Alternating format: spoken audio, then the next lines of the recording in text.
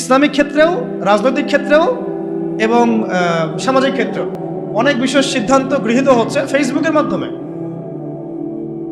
ফেসবুকে একটা হাইপ তুলে দেন, দেখা যাবে মানুষ দেখা যাচ্ছে ওইটাকে নিয়ে সারাদিন বসে আছে, ঘুরে ফিরে ওইটা সামনে আসতেছে, এটা নিয়ে সবাই লেখালেখি করতেছে, পরে ওইটার আলোকে একটা সিদ্ধান্ত বাস্তবায়ন হয়ে গেল। সুবহানাল্লাহ, সুবহানাল্লাহ, কি জাহালাত, কি ফিতনা! কেন জাহালাত ফিতনা বলছি? একটা এক্সাম্পল দিলে বুঝবেন। একটা খালি এক্সাম্পল দিব। মনে করেন এটা উমর রাদিয়াল্লাহু আনহুর শাসন, একটু মনোযোগ ধরে রাখেন। কার শাসন? উমর রাদিয়াল্লাহু আনহুর শাসনে যারা জনগণ তারা সবাই সাহাবী না? তারা আল্লাহর রাসূলকে দেখেছেন না? এই দীর্ঘ সময় রাসূলের সহবত ছিলেন না? ওই জামানার একজন ব্যক্তি কি এখনকার সব মানুষের চেয়ে উত্তম না? বুঝলেন কথা? কিন্তু উমর রাদিয়াল্লাহু আনহু সমস্ত সাহাবীদের সাথে এই তথাকথিত গণতান্ত্রিক পদ্ধতিতে মাশওয়ারা করতেন না। মাশওয়ারা করার জন্য ওই সাহাবীদের মধ্যেও বাছাইকৃত একটা প্যানেল ছিল তার, যেটাকে বলা হতো মজলিসে শুরা। কি বলা হতো?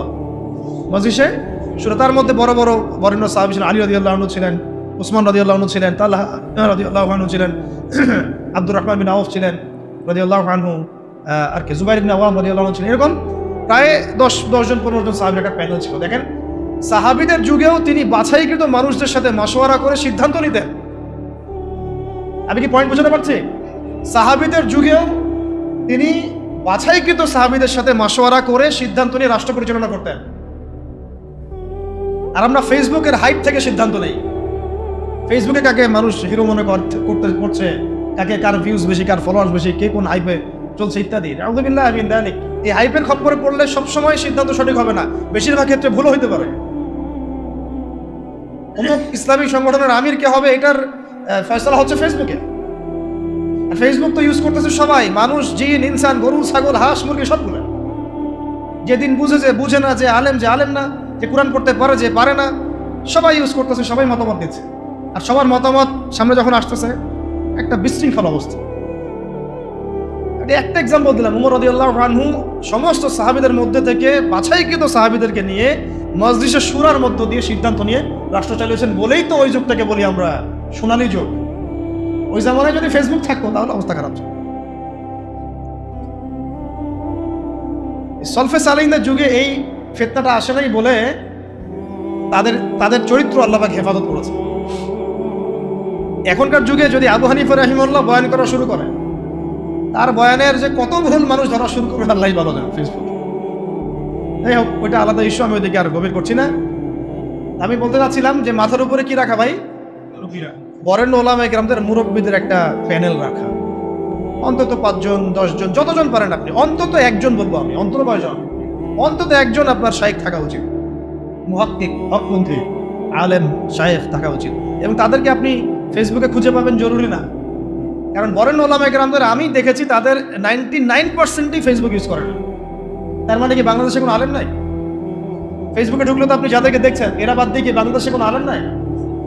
মুহাক্কিক ওলামায়ে কেরাম যারা আল্লাহর ওলি টাইপের মানুষ, তাদের কারোরই ফেসবুক অ্যাকাউন্ট নাই। আমি কারো ফেসবুক অ্যাকাউন্ট দেখিনি তাদের।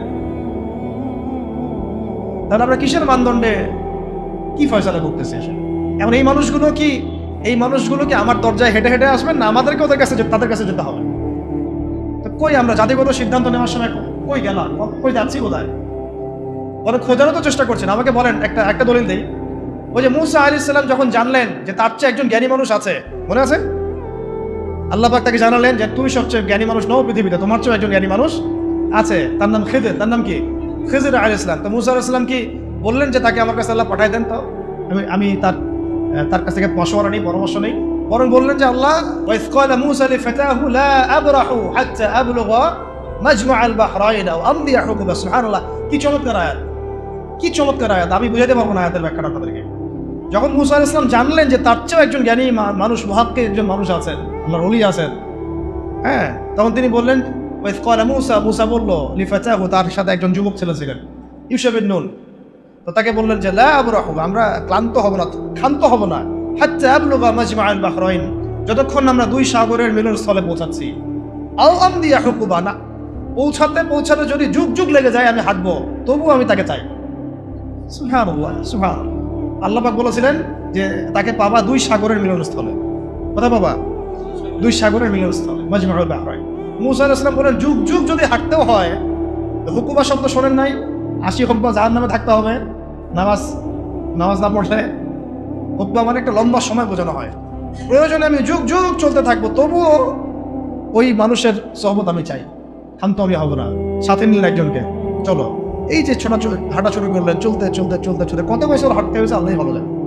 ওই সময় তো আর ফ্লাইট ছিল না যে একেবারে ল্যান্ড করে ফেললাম। হ্যাঁ, তো এখানে দেখেন একটা বিষয় খেয়াল করেন যে জ্ঞানের কাছে যেতে হয়েছে, জ্ঞান হেঁটে হেঁটে তার কাছে আসে নাই। তাই আমাদের এই খিলাফা কনসেপ্টের জন্য অবশ্যই বরেণ্য ওলামায়ে কেরামদের সহবত এবং মাথার উপরে এই মুরব্বীদের পরামর্শ মাসওয়ারও লাগবে। নিজেকে যদি মুরব্বী মনে করা শুরু করি, তখন পদস্খলন হতে সময় লাগবে না। আমাদের অনেক বড় বড় ইসলামিক ব্যক্তিত্ব এবং সেলিব্রিটি এভাবে পদস্খলিত হয়ে গেছে অলরেডি, শুধু মুরব্বীদের সহবত না থাকার কারণে, নিজেকে মুরব্বী মনে করার কারণে যে আমি মুরব্বী, আমার কোনো সহবতের দরকার নেই। অথচ প্রত্যেক বরেণ্য মুরব্বীও আমরা যাদেরকে চিনি, তারাও মাথার উপরে মুরব্বী রেখে চলেন। সুবহানাল্লাহ, তাদেরও মুরব্বী আছে। এটা সিলসিলা, একটা সিলসিলা, সিনাই সিনাই সিনাই সিনাই, এটা চলে আসতেছে একদম সাহাবীদের যুগ থেকে, রাসূলের যুগ থেকে। তাই 5 নম্বর পয়েন্টটা হচ্ছে আমাদেরকে কি করতে হবে ভাই? ওলামায়ে কেরামের সহবত লাগবে এবং মাথার উপর মুরব্বী রাখতে হবে। কমপক্ষে কয়জন? কমপক্ষে একজনের। এটা আপনি সিলেক্ট করবেন কিভাবে? ফেসবুক থেকে দেখবেন ওলামায়ে কেরামগণ কাকে বড় মুহাক্কিক আলেম মনে করেন, এইভাবে সিলেক্ট করবেন, খুঁজে বের করবেন। এবং তাদের সংখ্যা 1 জন হতে পারে, 10 জন হতে পারে, 100 জন হতে পারে। আমাদের মাশওয়ারার এই সুন্নতটাকে চালু করতে হবে। কয়টা হলো? 5টা। আচ্ছা, 6 নম্বরটা হচ্ছে যে আমাদের সবাইকে সিরাতুন নবী সাল্লাল্লাহু আলাইহি ওয়াসাল্লাম পড়তে হবে। কি পড়তে হবে ভাই? এক ভাই বলেছিলেন এই কথাটা মাঝখানে, যে খেলাফা প্রতিষ্ঠা করা কি একটা ইবাদত নাকি দুনিয়াবি কাজ? বলেন তো, বলেন। তাহলে ইবাদত যদি হয়, তাহলে এর তরিকা কার কাছ থেকে নিতে হবে? রাসূলুল্লাহ সাল্লাল্লাহু আলাইহি ওয়াসাল্লামের সুন্নাত থেকে, সিরাত থেকে। তাহলে আমরা যদি সিরাতের চর্চা না করি, সিরাত না পড়ি, না বুঝি, তাহলে আমরা এই খেলাফা প্রতিষ্ঠার পথে গেলেও ভুল করে ফেলতে পারি। নবীর তরিকা বাদ দিয়ে অন্য তরিকা কি আমল কবুল হবে? মনে হয় আপনাদের সাফল্য আসবে না। আচ্ছা, এটা মাথায় রাখেন। 7 নম্বর হচ্ছে, এটাও বলেছেন এক ভাই, যে আমাদের সবাইকে ঐক্যবদ্ধভাবে সিদ্ধান্ত নিয়ে একজনকে আমির নিযুক্ত করতে হবে। কি করতে হবে? আমির তো নিজে বলবে না যে ভাই আমি আমির, আসো তোমরা আমার দলে। সে বলবে? যারা বুঝবান তাদের উচিত হবে উদ্যোগ নিয়ে খিলাফা প্রতিষ্ঠার সংগ্রামে বা এই মুভমেন্টে কোনো একজন ভাইকে বা কোনো একজন আলেমকে, কোনো একজন বরেণ্য ব্যক্তিত্বকে আমির হিসেবে নির্ধারণ করা। এই কাজটা কাদের দায়িত্ব? তাহলে এটা আপনাদের দায়িত্ব। ওলামায়ে কেরামদের সাথে বসা, তাদের সাথে মশওয়ারা করা, কাকে করা যায় এটা নিয়ে একটা মুভমেন্ট করা, এটা আপনাদের দায়িত্ব। নেতা ছাড়া কোনো যুদ্ধ হয়, নেতা ছাড়া কোনো মুভমেন্ট হয়? আর সবাই যদি নিজেকে নেতা মনে করা শুরু করে, তাহলে হবে? আর নেতা কয়জন হবে? 10 জন, 20 জন, না একজন?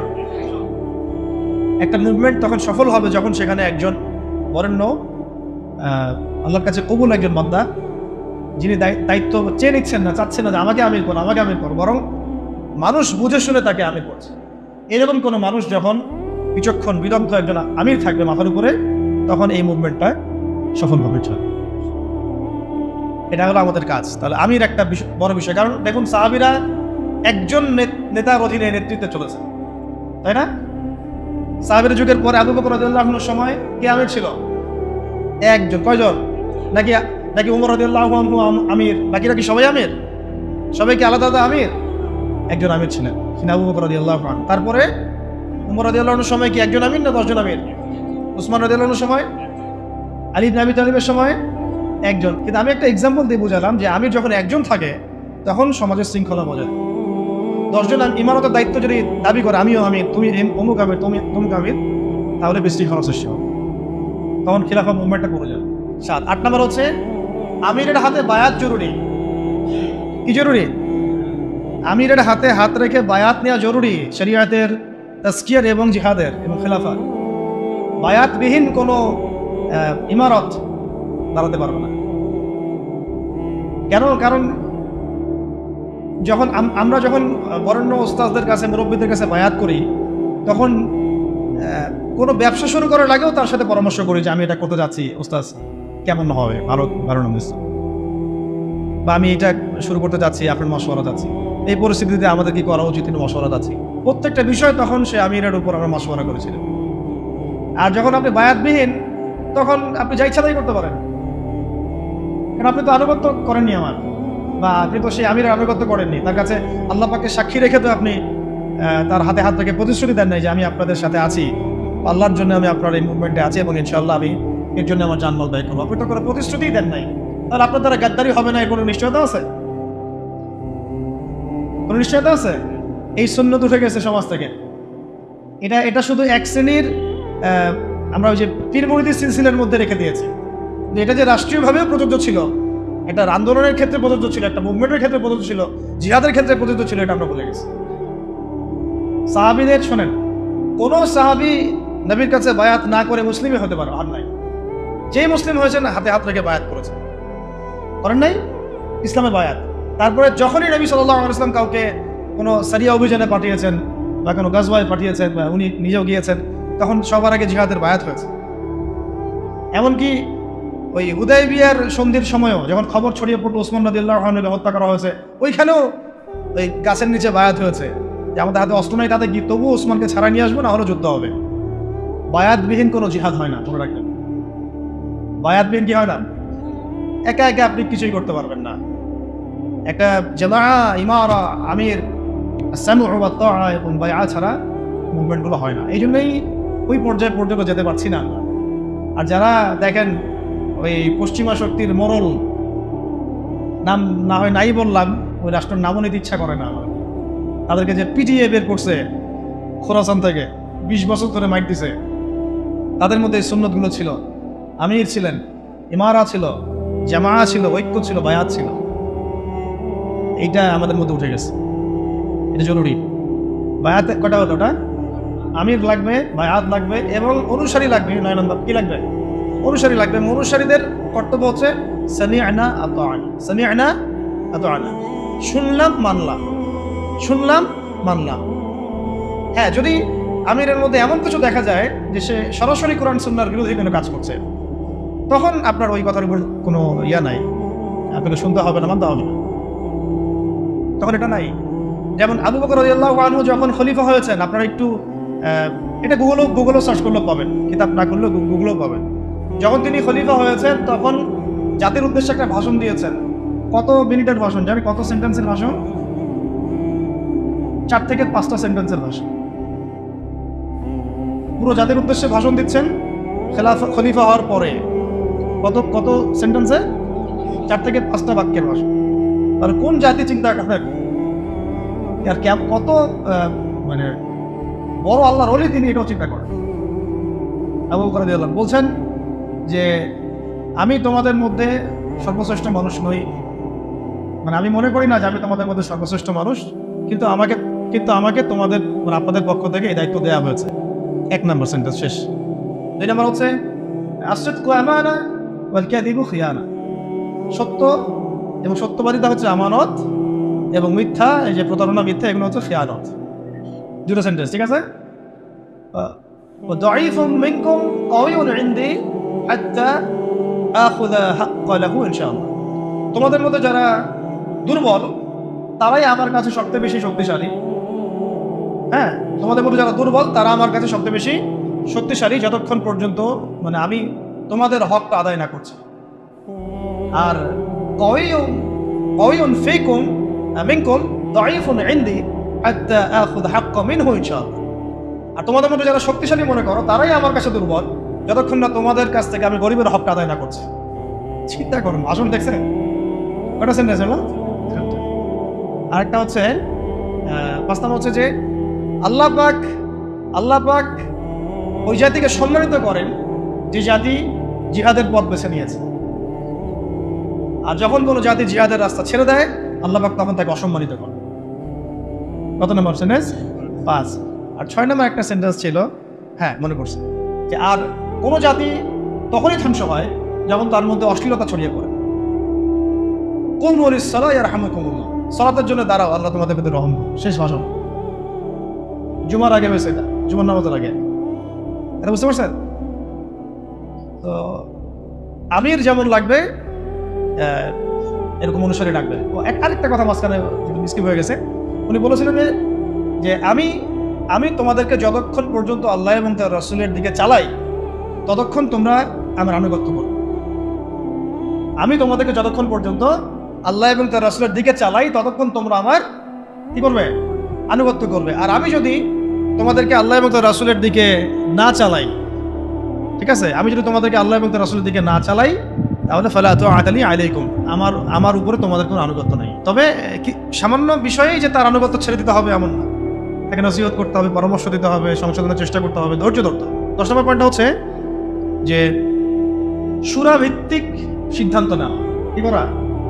মজলিসে সূরা ভিত্তিক সিদ্ধান্ত নেওয়া। একটু আগে একটা কথা বলে এক্সাম্পল দিয়েছিলাম, ওমর রাদিয়াল্লাহু আনহু তার একটা সূরা প্যানেল ছিল না? এই সূরা প্যানেল থেকে সিদ্ধান্ত গৃহীত হতো, তারপর এটা পুরো জনগণের উপরে বাস্তবায়িত। কথা বুঝতে পারছেন? তাই আমাদেরকে ওইভাবেই প্রত্যেকটা ক্ষেত্রে একটা সূরা কমিটি থাকতে হবে যারা মাশওয়ারা করে পরামর্শের মধ্য দিয়ে সিদ্ধান্ত নেবে। এটা একটা যেহেতু রাষ্ট্রীয় ব্যাপার, এটা বিভিন্ন স্তরে স্তরে ভাগ হতে পারে।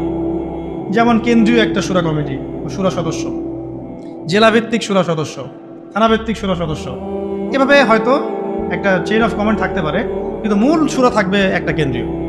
এখান থেকেই সব কিছু ফয়সালা হচ্ছে। আপনারা কি জানেন যে বর্তমান বিশ্ব যে চলতেছে এই তাগুতি বিধান দিয়ে, শয়তানি বিধান দিয়ে, এরও একটা সূরা পরিষদ আছে? হ্যাঁ, ওটা কি? জাতিসংঘ। হ্যাঁ, এটা জাতিসংঘ চাচা বুঝতে পারছে। অবাক হইলাম।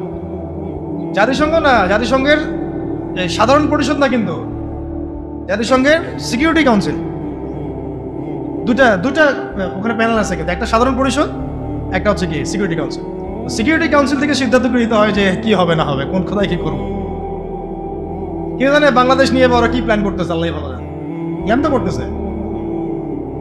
আপনারা তো এই রেল লাইন যাচ্ছে বা রেলের কথা শুনে অনেক অবাক হচ্ছেন বা আফসোস করতেছেন ইত্যাদি ইত্যাদি।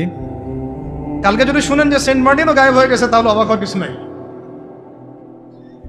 ইশারাই বুঝে নিয়েন। রেল লাইন চালু হচ্ছে বা হবে, এটা নিয়েও তো আমরা অনেক আফসোস করলাম, অনেকে পক্ষে বিপক্ষে লিখলাম, তাই না? কথা বললেন, অনেকে জনমত গঠন করলেন, সার্বভৌমত্বের জন্য হুমকি ইত্যাদি অনেক কথা বললেন।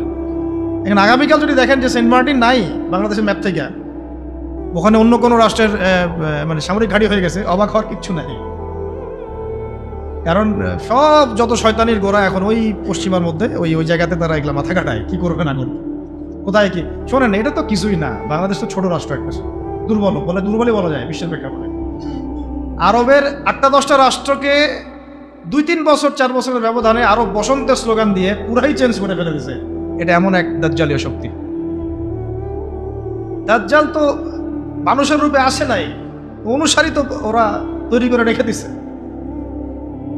আপনারা হাদিস পড়েন, আমরাও পড়ি। আগে একভাবে বুঝতাম, যতদিন যাচ্ছে আল্লাহ পাক অন্যভাবে বোঝার তৌফিক দিচ্ছেন, আলহামদুলিল্লাহ। দাজ্জাল যে সারা বিশ্ব চষে বেড়াবে, ও কি সারা বিশ্বের প্রত্যেক গ্রামে গ্রামে হেঁটে হেঁটে বেড়াবে, নাকি অনুসারী দিয়ে শাসন করাবে?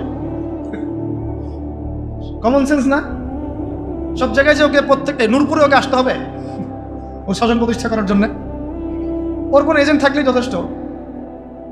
আবার ভালো দিক দিয়ে দেখেন, ওমর রাদিয়াল্লাহু আনহু খেলাফতের সময় তিনি কি পুরো বিশ্বের সব জায়গায় ঘুরে ঘুরে বেরিয়ে শাসন করেছেন? তিনি ছিলেন মদিনায় চেইন অফ কমান্ড। তার অনুসারী সাহাবায়ে কেরাম রাদিয়াল্লাহু আনহুম তারা বিভিন্ন জায়গায় তাদের কাজ করছেন, ইসলামের কাজ করছেন। এটি তো মানে স্ট্র্যাটেজি হয়। দাজ্জাল আসে নাই, বের হয়নি, তো কি হয়েছে? ওর অনুসারী তো অ্যাক্টিভ সময়। তো 10 নম্বরটা বলছিলাম কি ভাই, আমাদের মজলিস সূরাভিত্তিক সিদ্ধান্ত নিতে হবে। সূরাভিত্তিক সিদ্ধান্ত ছাড়া আমরা আগাতে পারবো না। এবং এই সূরা সদস্য আপনি নির্ধারণ করবেন কিসের ভিত্তিতে? টাকা পয়সা, ইলম, আমল, তাজকিয়া, পরহেজগারিতা এবং তার বিচক্ষণতা, প্রজ্ঞা, এগুলোর ভিত্তিতে এটা বিচার করা হয়।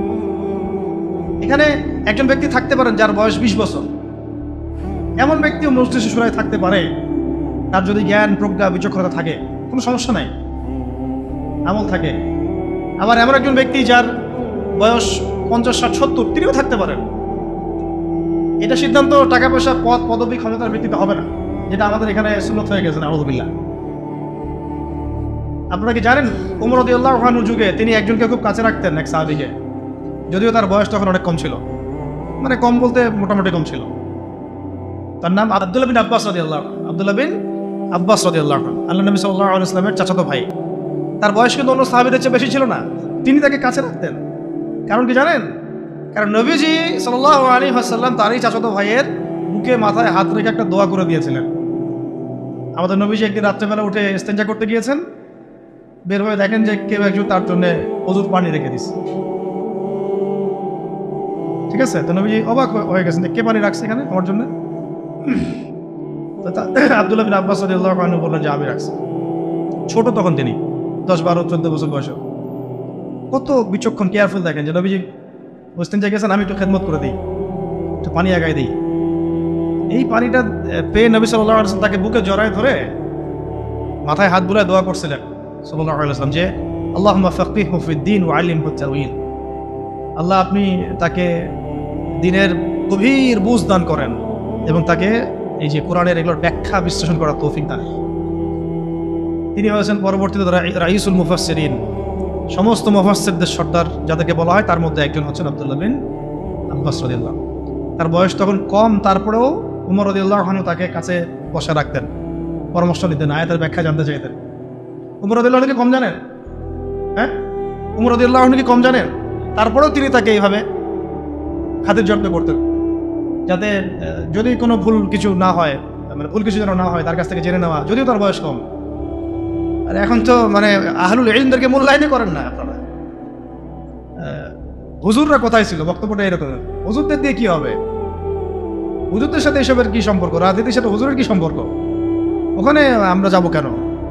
তাদের কাছে মাশওয়ারা নিব কেন? আমরা কি কম বুঝি? আমাদের মাশওয়ারা দেওয়ার জন্য জাতিসংঘ আছে, হ্যাঁ, ইসরায়েল আছে, আমেরিকা আছে, পশ্চিমা বিশ্ব আছে। আমরা IMF থেকে লোন নিয়ে আসবো, জাকাতের কি দরকার আছে? হুজুররা বললেই হবে? ভাবখানা এরকম আর কি। এই জন্যে এই জাতির এই দুর্দশা আছে।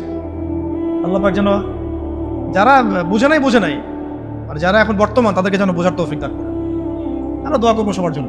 আমরা কারো দুশ্মনী কারোর সাথে আমাদের নাই, কিন্তু আমরা হকের পক্ষে থাকবো সবসময়, বাতিলের বিপক্ষে থাকবো সবসময়। আমরা মাজলুমের পক্ষে থাকবো এবং জালেমের বিপক্ষে, সে যেই হোক না কেন, হুয়েভার হি ইজ, আমরা মাজলুমের পক্ষে, জালেমের, সোজা কথা, সে যেই হোক। সূরা থাকতে হবে এবং সূরার মধ্যে এইভাবে বিচক্ষণ জ্ঞানী ব্যক্তিদেরকে স্থান দিয়ে আমাদেরকে চলতে হবে, মাশওয়ারা করে। আরও আছে, আত্মশুদ্ধি অর্জন করার জন্য সাহাবীরা কি করতেন? সবসময় নবীর কাছে গিয়ে পড়ে থাকতেন। খেয়াল করেন নাই? যখন একটু ফুরসত পেতেন, কাজকর্ম শেষ, মসজিদে নবীর কাছে কথা শুনতেন, বসতেন, যোগাযোগ রাখতেন। আমাদের ওলামায়ে কেরামদের সাথে কানেকশনই বা কোথায়? কানেকশন উঠে গেছে না এখন খুব বেশি, কানেকশন ফোনে। আর এটা নিয়ে আমি আরেকটা লেকচার দিব ইনশাআল্লাহ, যে এটা কি পরিমাণ ফিতনা একটা জগৎ। এই কারো চরিত্র নষ্ট করতে বাকি রাখবে না এবং দুশ্চরিত্র ব্যক্তিকে গাছে উঠাইতেও বাকি রাখবে না। হককে বাতিল বানায় ফেলতে পারে, বাতিলকে হক বানায় ফেলতে পারে। এতই ফিতনাময়, এতটাই ফিতনাময়। তো আমাদের মুরব্বীদের সাথে, সোহবতের সাথে সাথে তাসকিয়া, আত্মশুদ্ধি অর্জন করার চেষ্টা করতে হবে। এর জন্য ওলামায়ে কেরাম বলেন পরকালের ফিকির করা, মৌতের কথা স্মরণ করা, বেশি বেশি জিকির করা, কোরআন তেলাওয়াত বাড়ায় দেওয়া, তারপরে মুরব্বীদের সাথে দেখা সাক্ষাৎ করা, আলেমদের সাথে যোগাযোগ রাখা। যখনই মনটা একটু দুনিয়াবি ভাব আসতেছে তখনই চলে যাওয়া, যে ওস্তাদ আসলে মনটার মধ্যে অস্থিরতা কাজ করতেছে, মনে হচ্ছে ইমান কমে যাচ্ছে, আমল কমে যাচ্ছে, পরামর্শ দেন, এইভাবে অস্থির থাকা। হুযায়ফা রাদিয়াল্লাহু আনহুর ঘটনা মনে আছে না? উনি মনে করছিলেন যে একদিন আমি কি মুনাফিক হয়ে গেলাম কিনা, আল্লাহ নবীর কাছে গিয়ে বসলে জান্নাত জাহান্নাম মনে হয় চোখে দেখতেছি, বাসায় গেলে মনে হয় যে দুনিয়ার কাজে ঢুকে গেছি। মনে আছে না হাদিসটা? ফাজাইল আমল বই তো আছে। তো তখন তারা দৌড় দিয়ে আবার নবীর কাছে আসলেন, ইয়া রাসূলুল্লাহ, বাসায় গেলে এমন লাগে, আপনার কাছে থাকলে এমন লাগে। নবীজি বললেন যে এটা স্বাভাবিক, কারণ তোমরা যদি সবসময় ওই একই হালতেই থাকতা তাহলে তো তোমরা ফেরেশতা হয়ে যাইতা। এই যে ওনাদের ফিকির যে কি হলো, আমি কি মুনাফিক হয়ে গেলাম কিনা, এটা যোগাযোগটা রাখা। এবং আমি বারবার একটা কথা বলতেছি, জ্ঞান আপনার ঘরের দরজা আসবে না, আপনাকে জ্ঞানের কাছে যাইতে হবে, খুঁজে বের করতে হবে এবং আল্লাহর কাছে কান্নাকাটি করে দোয়া করতে হবে যে আল্লাহ আমাকে সেরকম মুহাক্কিক আলেম, ওইরকম মুহাক্কিক আল্লাহর ওলির সোহবত আল্লাহ তুমি নসিব করো, ওই রকম মানুষদের পরামর্শ নিয়ে চলার তৌফিক দান করো। ঠিক আছে, কটা হচ্ছে?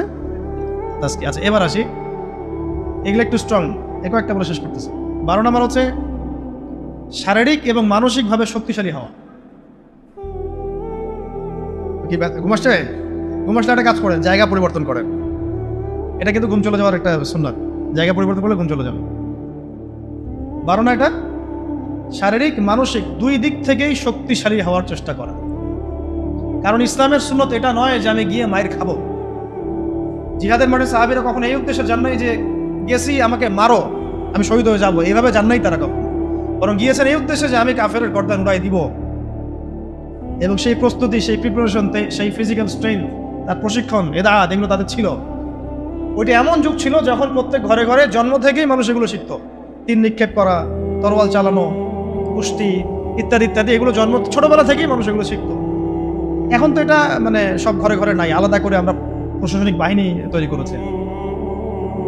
এটা হচ্ছে জনগণকে নিরস্ত্রীকরণ করে দেওয়ার একটা প্রক্রিয়া।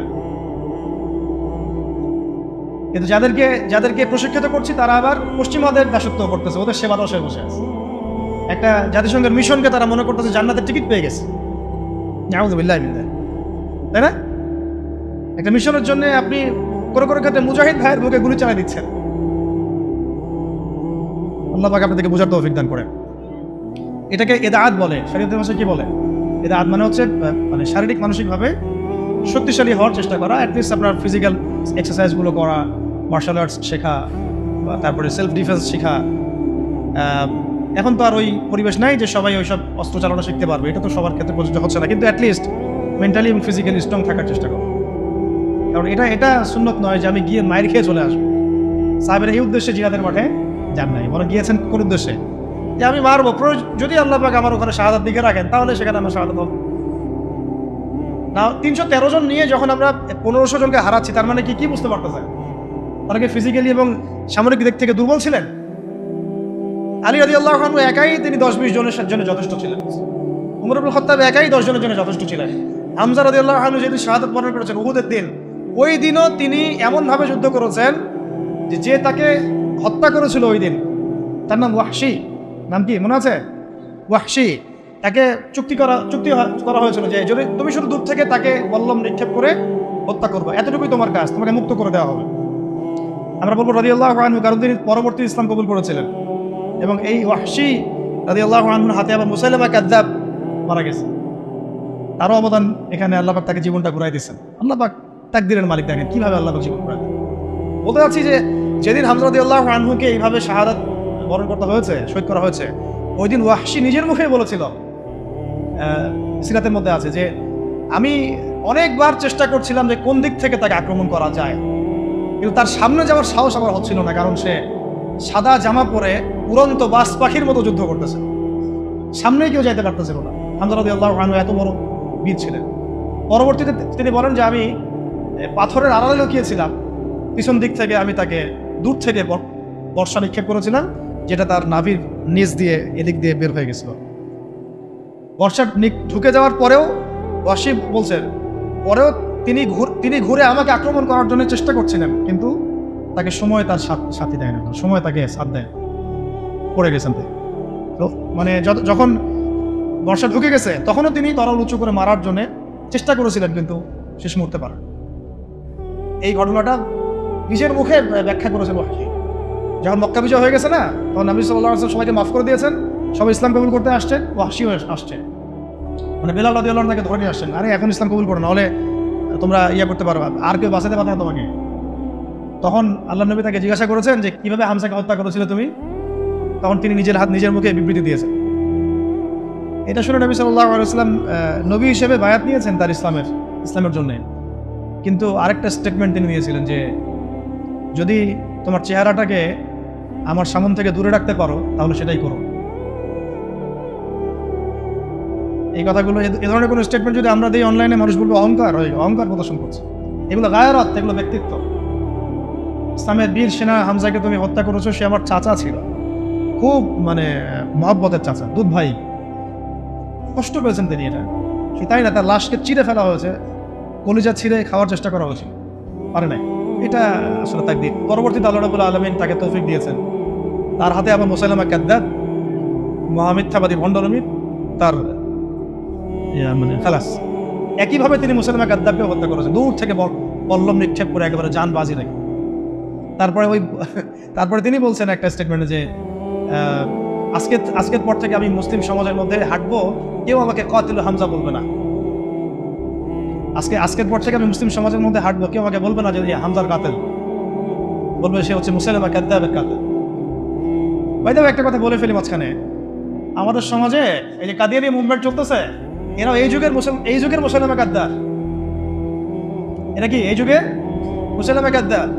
যদি আমরা দেখি যে ওরা এখন আবার ওদের মতবাদ প্রচারে স্বাধীনতা পাচ্ছে, আমরা এটা চরমভাবে প্রতিবাদ করবো ইনশাআল্লাহ। এবং উত্তরবঙ্গ জুড়ে এদের কার্যক্রম তো বেশি, আপনারা তো জানেন। এদেরকে যেখানে পাবেন সেখানে শায়েস্তা করবেন, জ্ঞান দিয়ে, জবান দিয়ে, আদর্শ দিয়ে, সব দিক দিয়ে। এদের সাথে কোনো উঠা বসা চলাফেরা করবেন না, মুআমালাতি করবেন না, কোনো ব্যবসা বাণিজ্য করবেন না। 13 নম্বরটা নোট করেন, সেটা হচ্ছে ওই যে এক ভাই বলেছিলেন যে জনসচেতনতা তৈরি করা খুবই ইম্পর্টেন্ট টপিক। এটা পয়েন্ট, কারণ বাংলাদেশের মানুষ নামাজ বুঝে, খেলাফত বুঝে না। বাংলাদেশের মানুষ রোজা রাখা ফরজ বুঝে, ইসলামী খেলাফত, শরিয়া, আইন এগুলো বুঝে না, তাই না বিষয়টা? বাংলাদেশের মানুষ কোনো কোনো ক্ষেত্রে এখন পর্দাও বুঝতেছে, পর্দা করা উচিত, ফরজ, জাকাত দেওয়া উচিত। ইসলামী শাসন কায়েমের বিষয়টা তারা বুঝে না। বরং তাদের মধ্যে অনেক সন্দেহ কাজ করে যে আসলে এটা করলে আবার মানে পশ্চিমারা আমাদের উপর তেড়ে আসবে কিনা, আমাদের স্বাধীনতা হস্তক্ষেপ করবে কিনা, তাই না? এইটা তাইলে এই খিলাফার সুফল, উপকারিতা এবং এটা না থাকার কুফলটা জনগণের মাঝে প্রচার করা, ব্যাপকভাবে দাওয়াতের মধ্যে এটা নিয়ে আসা, এই শব্দগুলো ব্যবহার করা। এবং এর বাইরে বিপরীতে যে তাগুতি সিস্টেম, যে so called democracy, so called secularism, communism, so called nationalism, এগুলো যেভাবে আমাদের ক্ষতি করতেছে, ইসলামী শরীয়তের পথে বাধা হয়ে দাঁড়াচ্ছে, এটা মানুষের সামনে স্পষ্ট করা আর কি। মানে এক কথা পয়েন্ট হচ্ছে জনসচেতনতা তৈরি করা, খেলাফার পক্ষে জনসচেতনতা তৈরি করা। ওটা হলো 13। 14 হচ্ছে অমুসলিমদেরকে বোঝানো, অমুসলিম ভাই বোনদেরকেও এটা বোঝানো বা জানানো যে খিলাফার আন্ডারে তারাই সবচেয়ে বেশি সিকিউর থাকতে পারবে। কারণ একটা প্রশ্ন ওঠে খেলাফার কথা আসলে, যে খেলাফা হলে কি এটা মৌলবাদী রাষ্ট্র হয়ে যাবে কিনা, হিন্দুদের উপর অত্যাচার হবে কিনা, এই হবে কিনা, সেই হবে কিনা। এটা সম্পূর্ণ একটা মিথ্যা বানোয়াট বোগাস কথা। উমর রাদিয়াল্লাহু আনহু খেলাফত কালে কোনো অমুসলিমের উপরে যাররা পরিমাণ কোনো অত্যাচার হয়েছে? বরং আমরা দেখি এখনকার গণতান্ত্রিক সিস্টেমগুলোতে এগুলো হচ্ছে, এবং এই ইস্যুগুলোকে মানুষ রাজনৈতিক হাতিয়ার বানাচ্ছে না, সুবিধা হাসিলের জন্য ইস্যু সৃষ্টি করতেছে। বাংলাদেশে আল্লাহ না করুক, বাংলাদেশে যদি কেউ চক্রান্ত করে, আল্লাহ পাক এইসব চক্রান্ত থেকে আমাদেরকে হেফাজত করেন, দোয়া করি, যে এই হিন্দু ভাই বোনদেরকে যদি কিছু মানুষ আঘাত করা শুরু করে, তাহলে বাংলাদেশের প্রতি সবার আগে কে তেড়ে আসবে বলেন তো দেখি? ওকে বসে থাকবে? আমরা না হয় আমাদের ভাইদেরকে ফিলিস্তিনে মারলে আগাই না, সিরিয়াতে মারলে আগাই না, আগাইতে পারি না, পাশের দেশ আরাকানে মারলেও আমরা আগাইতে অনেকে পারি না। তাই বলে কি খ্রিস্টানরা পারে না, চাইনিজরা পারে না, ইন্ডিয়ানরা পারে না? ওরা কিন্তু ঠিকই আসবে। আপনি বাংলাদেশের মাটিতে যদি কোনো আমেরিকানকে কখনো মারতেন, মারেন না, না এটা করতে বলতেছি না, তাহলে দেখবেন পুরো শক্তি নিয়ে এসে আপনাকে হামলা করবে না? কোন ইহুদিকে যদি আপনি বাংলাদেশে হত্যা করেন, তাহলে পুরো ইসরায়েল আপনার বিরুদ্ধে যুদ্ধ ঘোষণা করবে না? কিন্তু মুসলিমদেরকে সারা বিশ্বে মেরে ফেললে আমরা ওইটা করতে পারি না, বা ওইটার চেতনা আমাদের মধ্যে কাজ করে না। তো এইটা আমি পয়েন্টটা এখান থেকে বলতে চাইলাম যে হিন্দু ভাই বোনদের উপর যদি কেউ অত্যাচার করে, তখন কিন্তু এটাকে একটা বড় গ্লোবাল ইস্যু বানায়, পার্শ্ববর্তী যে হিন্দু রাষ্ট্রগুলো আমাদের আশপাশে আছে সবাই এখানে হস্তক্ষেপ করার চেষ্টা করবে। তখন গৃহযুদ্ধ লাগাই দেওয়ার চেষ্টা করবে, ওই যে গুজরাটের মতো, হায়দ্রাবাদের মতো। আর গৃহযুদ্ধ যেখানেই লাগবে সেখানেই যে রাষ্ট্র আসবে তার নাম হলো আমেরিকা। যেখানেই দেখবে যে গৃহযুদ্ধের মতো করে পরিবেশ, ও আসে বলবে যে আমার এখানে শান্তি কায়েম করতে হবে, গণতন্ত্র কায়েম করতে হবে, তাই আসছি আর কি। তখন আরেক নতুন সিরিয়ার জন্ম হইতে পারে, নাউযুবিল্লাহ। এটা না হোক, আমরা তাই দোয়া করি। এটা একটা ইন্টারপ্রিটেশন যেটা হয়েছে বিশ্বে, এরকম ঘটনা কিন্তু ঘটেছে। এর আলোকে, অভিজ্ঞতার আলোকে কথাটা বললাম যে অমুসলিম ভাই বোনদেরকে এটা নিশ্চিত করা, বোঝানো যে খিলাফা রাষ্ট্র কোনো মৌলবাদী কনসেপ্ট না, মানে ওদের বক্তব্য অনুযায়ী আর কি। এটার মধ্যে প্রত্যেক অমুসলিমের অধিকার শতভাগ নিশ্চিত থাকবে, বরং বর্তমান প্রচলিত পদ্ধতির চাইতে বেশি থাকবে। তারা তখন আমাদের জিম্মি, একজন জিম্মিকে হত্যা করলে সে জান্নাতের ঘ্রাণও পাবে না, এমন হাদিস আছে। তারা আমাদের জিম্মেদারিতে থাকবে, তারা আমাদের জিম্মি মানে কি, তারা আমাদের জিম্মেদারির মধ্যে থাকবে, ওদের জানমাল হেফাজত করা আমাদের দায়িত্ব তখন। তো হাদিসে আসছে কেউ যদি এমন কোনো জিম্মিকে হত্যা করে, তাহলে সে তো জান্নাতে যাচ্ছে না, জান্নাতের ঘ্রাণও পাবে না। তাহলে এটা কঠিন না?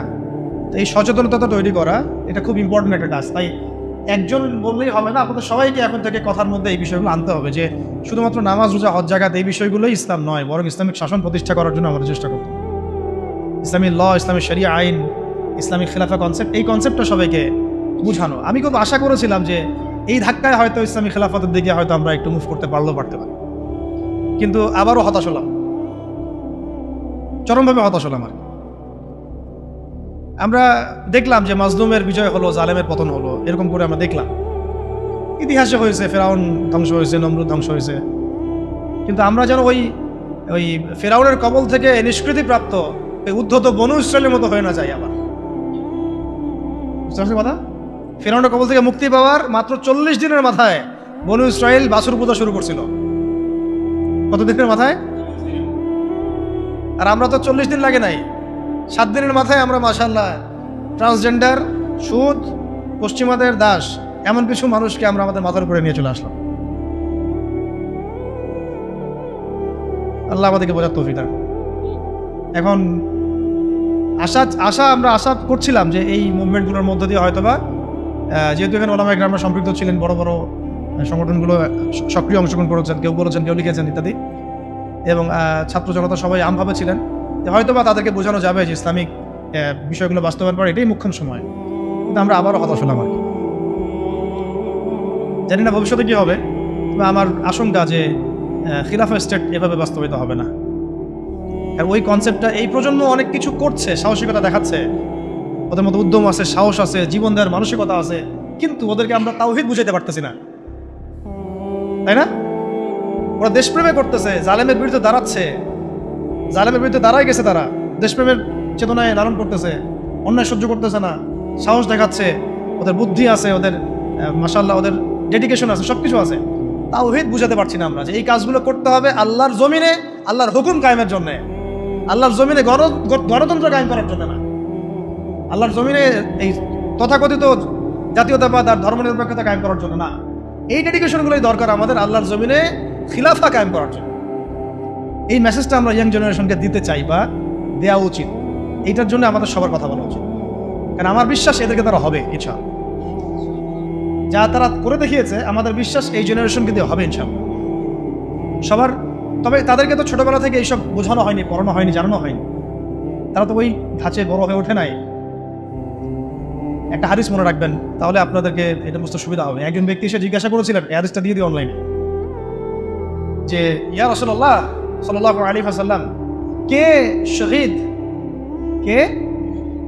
একজন বলছেন, ইয়া রাসূলুল্লাহ, একজন ব্যক্তি যুদ্ধে গিয়েছে জাতির জন্য, একজন গিয়েছে বীরত্ব প্রদর্শনের জন্য, একজন গিয়েছে বাহবা পাওয়ার জন্য, কে শহীদ? নবীজি বলছেন এক বাক্যে, মান কাতালা লিতাকুনা কালিমাতুল্লাহি হিয়াল উলিয়া ফাহুয়া ফি সাবিলিল্লাহ। যে ব্যক্তি শুধুমাত্র আল্লাহর জমিনে আল্লাহর কালিমার পতাকা সমুন্নত করার জন্য যুদ্ধে গিয়েছে, শহীদ হয়েছে, ওইটাই আল্লাহর রাস্তা, ওইটাই শহীদ। এটা শহীদের সবচেয়ে বড় স্তর। হ্যাঁ, অবশ্যই মাজলুম যারা জালেমের বিরুদ্ধে দাঁড়িয়েছে তারাও ইনশাআল্লাহ শহীদ, ইনশাআল্লাহ তারাও শাহাদাতের মর্যাদা পাবে ইনশাআল্লাহ। নবীজি হাদিসের মধ্যে এইভাবে বলেছেন, মান কাতালা লিতাকুনা কালিমাতুল্লাহি হিয়াল উলিয়া ফাহুয়া ফি সাবিলিল্লাহ। যে ব্যক্তি আল্লাহর জমিনে আল্লাহ পাকের পতাকাটা, মানে কি পতাকা বলতে এখানে কি বোঝাচ্ছে? শরিয়া, আল্লাহর দ্বীন, খেলাফা, এটা কায়েম করার জন্য জিহাদ করে, যুদ্ধ করে, অথবা শহীদ হয়, এটা হলো আল্লাহর রাস্তায়। অবশ্যই যে কোনো জালেমের বিরুদ্ধে দাঁড়িয়ে যদি শহীদ হয়, সে শহীদ হবে। অত্যাচারী শাসকের সামনে দাঁড়িয়ে যদি হক কথা বলে, তাকে যদি হত্যা করে ফেলে, সেও শহীদ হবে ইনশাআল্লাহ।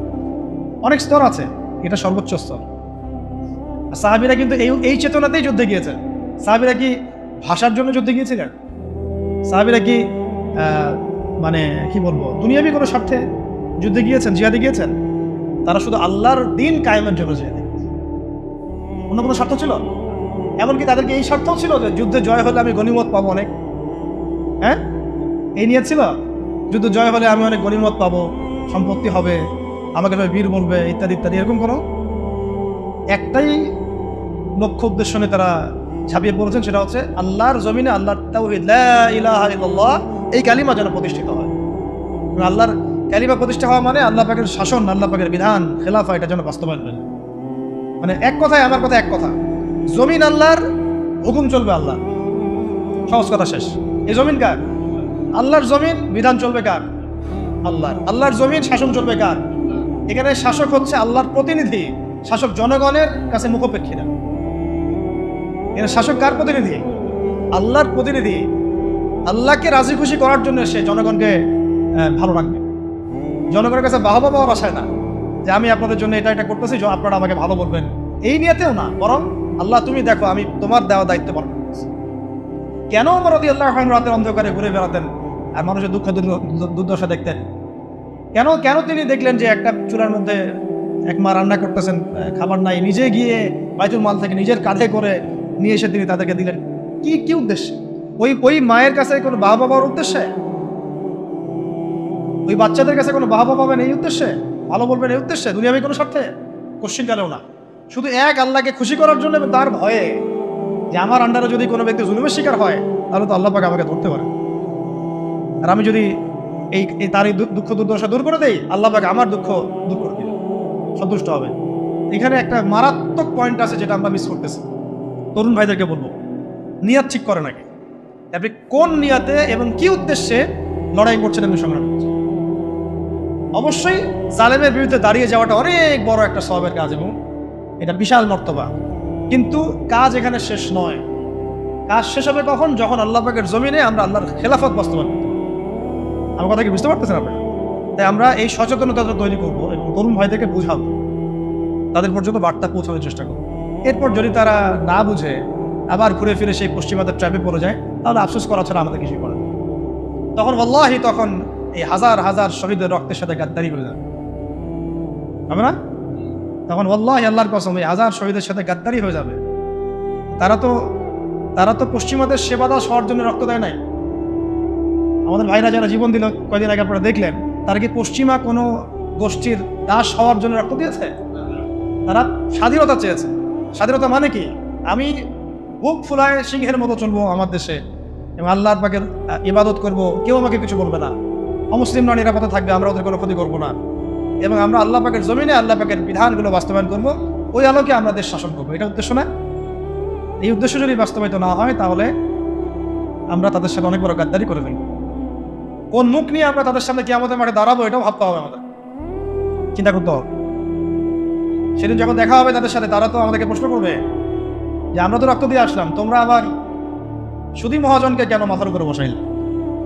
আমরা তো এই জন্য রক্ত দেই নাই, আমরা তো আল্লাহ পাকের জমিন আল্লাহ পাকের দাসত্বের জন্য রক্ত দিয়েছিলাম।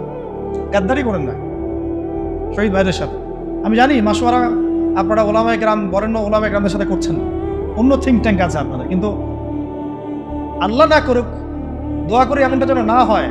আপনাদের প্রতিভা, সাহস, ধৈর্য এবং এই যে বীরত্ব, এটাকে যেন একটা স্বার্থান্বেষী মহল তাদের নিজস্ব এজেন্ডা বাস্তবায়নে ব্যবহার করতে না পারে, খেয়াল রাখবেন এই জিনিসটা। আল্লাহ পাক আপনাদেরকে বোঝার তৌফিক দান।